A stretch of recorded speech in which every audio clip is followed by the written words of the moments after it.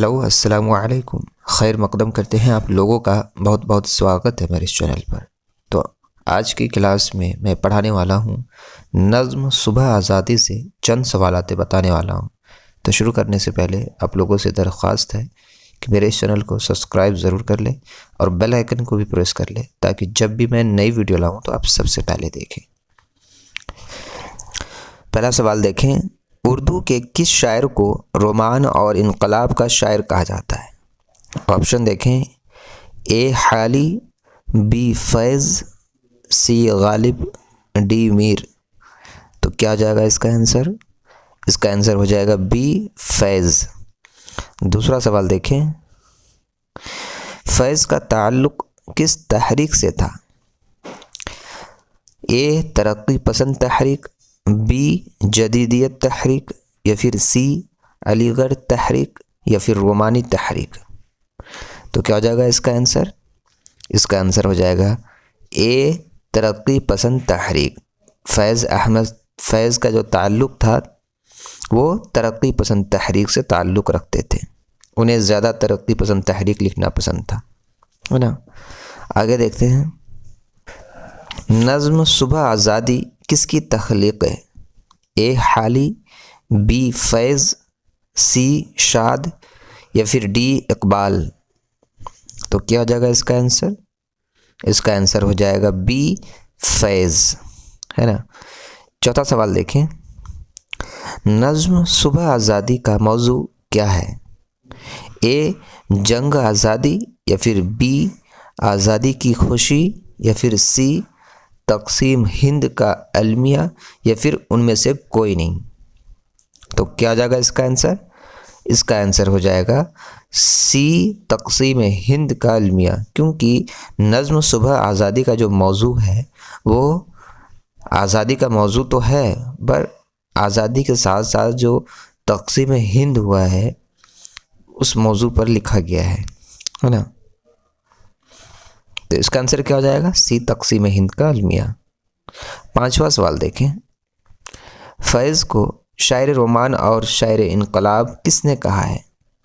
ए हाली, बी नून मीम राशिद, या फिर सी फ़राक, या फिर डी कलीमुद्दीन अहमद। तो इसका आंसर क्या हो जाएगा? इसका आंसर हो जाएगा बी नून मीम राशिद ने शायर रोमान और शायर इनकलाब कहा है।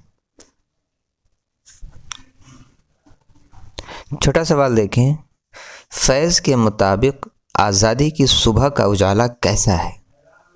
तो ए पुरनूर, या फिर बी दागदार, या फिर सी पुरसुकून, या फिर डी पुरबहार। जैसे कि हमने पढ़ा है नज़्म सुबह आज़ादी कि ये दाग दाग उजाला, ये शब गुज़िदा सहर कहते हैं ना, यानी ये जो आज़ादी की जो सुबह हुई है उसमें क्या है? दागदार है ना। तो यहाँ पे कहा गया है कि फैज़ के मुताबिक आज़ादी की सुबह का उजाला कैसा है?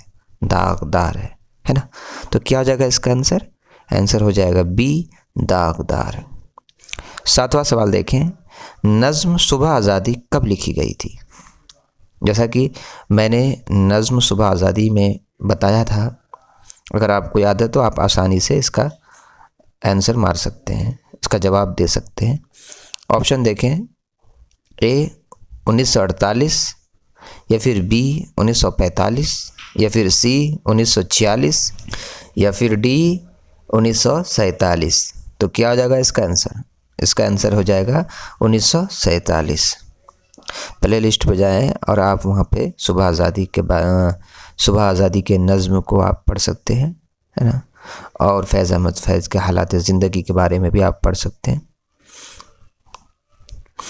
आठवां सवाल देखें, ये दाग दाग उजाला, ये शब गुज़िदा सहर, वो इंतज़ार था जिसका, ये वो सहर तो नहीं। ये नज़्म किस शायर ने लिखा है ना। ये तो आसानी से आप बता सकते हैं, ए फैज़ ने, या फिर बी हाली ने, या फिर सी प्रकाश फ़िक्री ने, या फिर डी शाद अज़ीम आबादी। तो क्या हो जाएगा इसका आंसर? इसका आंसर हो जाएगा ए फैज़, है ना। आगे देखें, ये दाग दाग उजाला ये शब गुज़िदा सहर, इस मिसरे में शब गुज़िदा सहर से क्या मुराद है? जैसा कि मैंने अभी बताया था कि ये दाग दाग उजाला ये शब गुज़िदा सहर, पहले ऑप्शन देख लेते हैं उसके बाद बारे में बताते हैं। ए आसमान का फटना, या फिर बी रात की तारीकी ने सुबह को डस लिया है, या फिर सी रात बहुत गर्म है, या फिर डी उनमें से कोई नहीं। जैसा कि यहाँ पे कहा गया है कि ये दाग दाग उजाला ये शब गुज़िदा सहर, यानी ये जो सुबह हुई है, ये जो आज़ादी की सुबह हुई है, ये तो दागदार निकला। वो क्यों? क्योंकि इसको तो रात की तारीकी ने डस लिया है ना, इसलिए ये जो सुबह हुई है दागदार निकला है।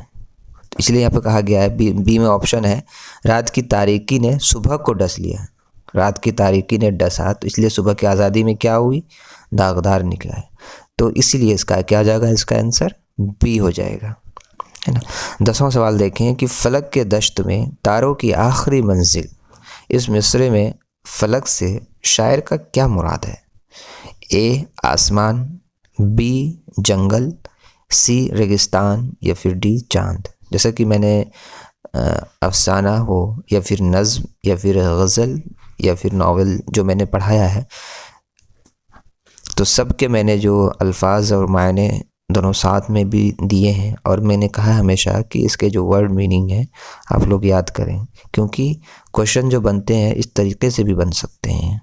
आपको कोई लाइन दे दिया जाएगा, उनमें से एक वो अल्फाज चुन लिया जाएगा और आप उससे पूछा जाएगा कि इसका मतलब क्या होता है। इसलिए यहाँ पे देखें, फलक के दश्त में तारों की आखिरी मंजिल, इस मिसरे में फलक से शायर का क्या मुराद है?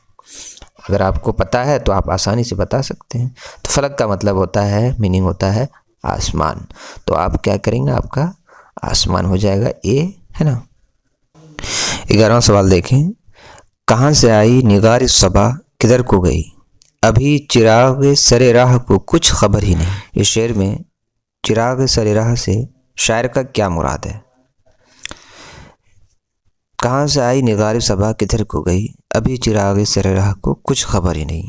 ये कैसी आज़ादी मिली, हमें तो पता ही नहीं चला। शायर कहता है कि ये जो आज़ादी मिली है हमें तो खबर ही नहीं हुई। ज़हनियत कहाँ बदली लोगों की। आज़ादी के बाद कोई तो कमी नहीं आई, जिससे हम निजात चाहते थे, जिस चीज़ में हम बदलाव चाहते थे, वो घड़ी अभी नहीं आई। तो ये कौन कह रहा है?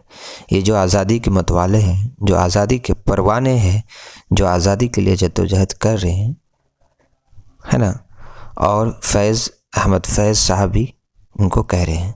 तो इस शायर में कहा गया है कि इस शेर में चिराग सरे राह से शायर का क्या मुराद है? ऑप्शन देखें, ए फैज़, बी तहरीक आज़ादी के मतवाले, सी दोनों या इनमें से कोई नहीं, डी।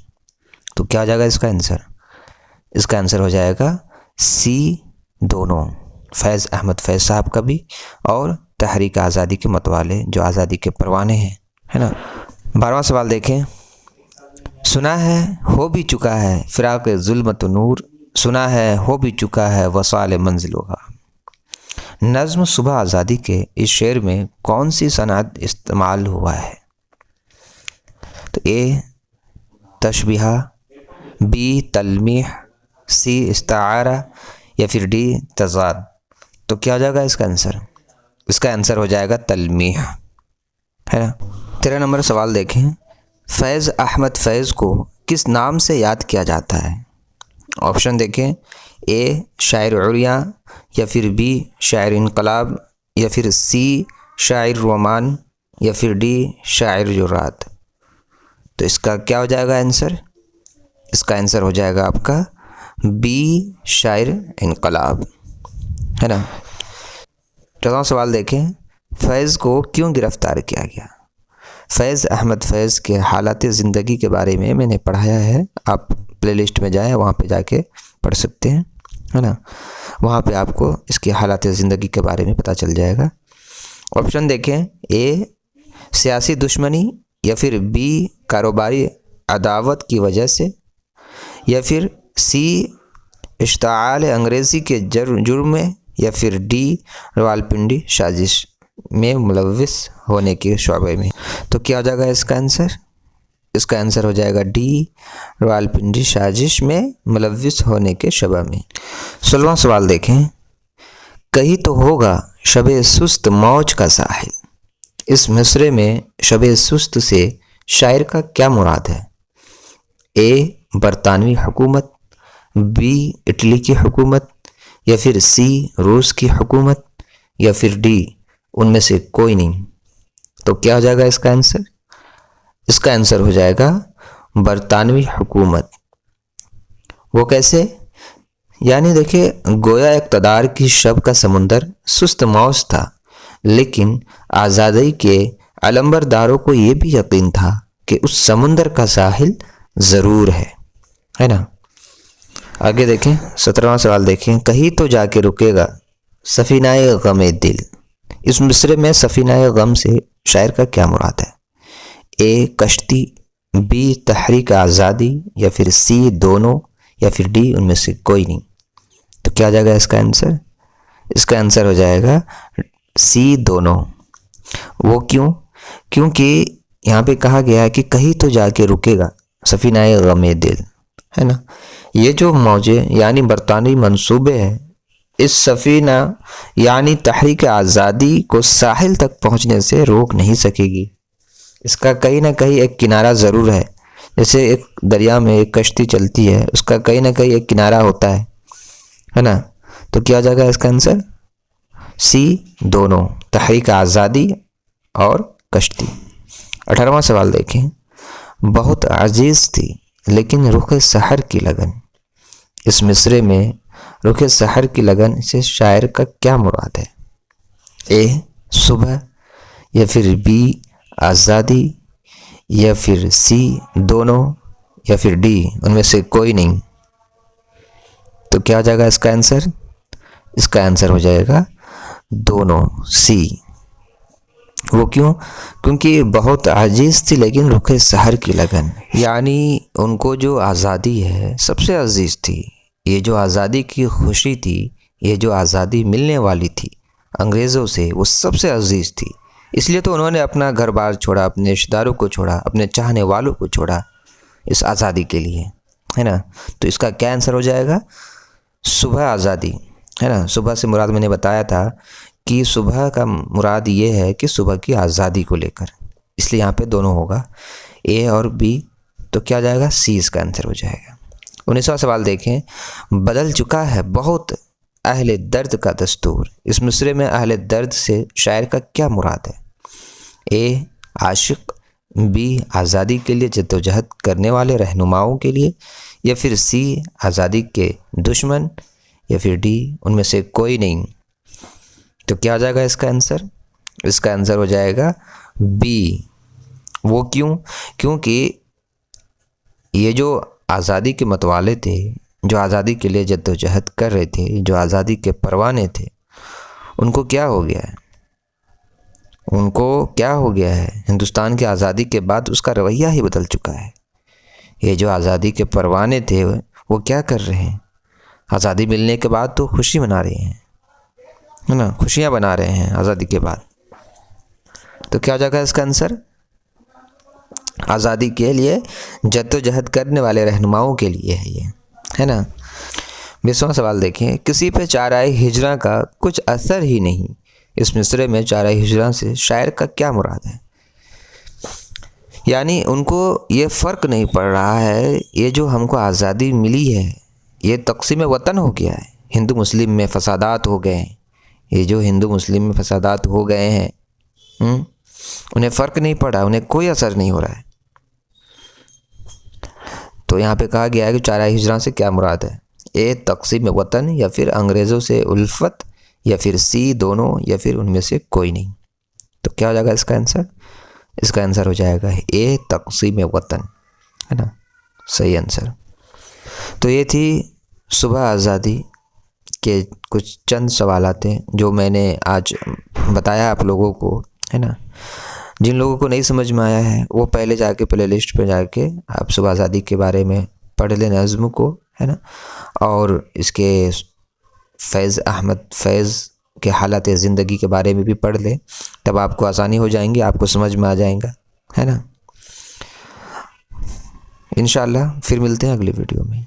अल्लाह हाफ़िज़।